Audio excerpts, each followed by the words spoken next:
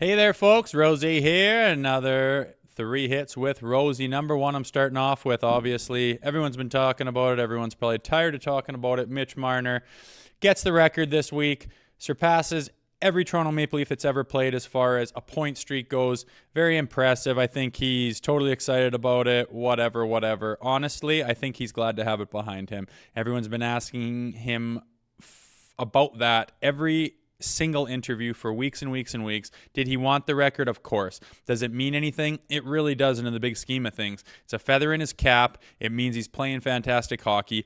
I personally like that it's taken a little bit of spotlight off of Auston Matthews for a change. He doesn't have to be the go-to guy and have everyone talking about him. Their kind of reporters are rushing over to Mitch for a little while, which is great. And I think it can give Auston a little bit of a break and a breather room from all the spotlight. And good on Mitch Marner. I'm sure he's the first one to say I'm glad that's over. Every win, every game here with a point from now on is kind of a bonus. I think he's more worried about stacking up the wins than anything, though.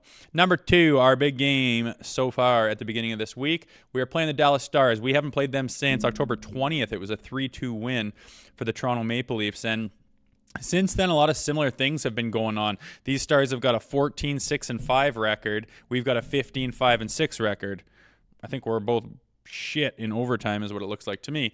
Nonetheless, very similar with points, styles, very similar in the standings right now. This is kind of a cool game because these teams are very evenly matched at the moment. What I like the most is Jason Robertson going against his baby brother, Nick Robertson. I cannot believe that Jason Robertson is 23 years old.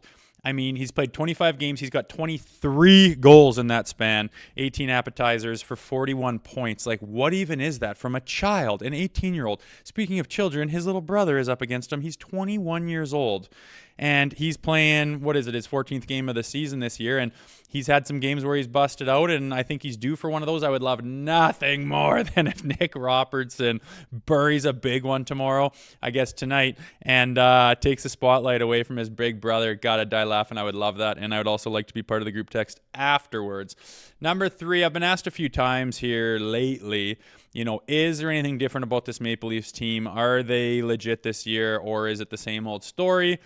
And to be honest with you, what I really see different right now is their goaltending. They have fixed their goaltending situation as of right now, and they haven't fixed it with one layer. They fixed it with two layers. Both these tendies right now are rock solid, and I'm thrilled that they're both in the lineup, and I just know that coming down the stretch when most teams are having goaltender problems, they're going to be able to ham and egg it a little bit with each other as far as who's on the ball, who's feeling good, who's playing out their ass, who's injured, whatever the case is. We've got a backup plan no matter what the story is.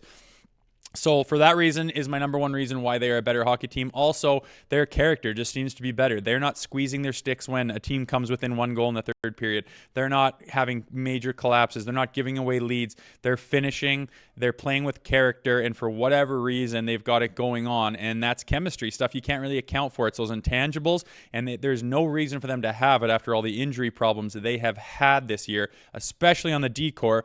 Dare I say it, their defense this year is as good as it's been in a long time, which is insanity considering how many times they've had call-ups, how many injuries they've had, how many Marlies have been breaking through and playing really stellar. It's a testament to their pipeline, their scouting, the Marlies, the coaching staff, everyone that's been developing these kids coming up. They look really solid. So for that reason, I am excited about this game against the Stars tonight, and I think they're due for a big W. Cheers, folkies.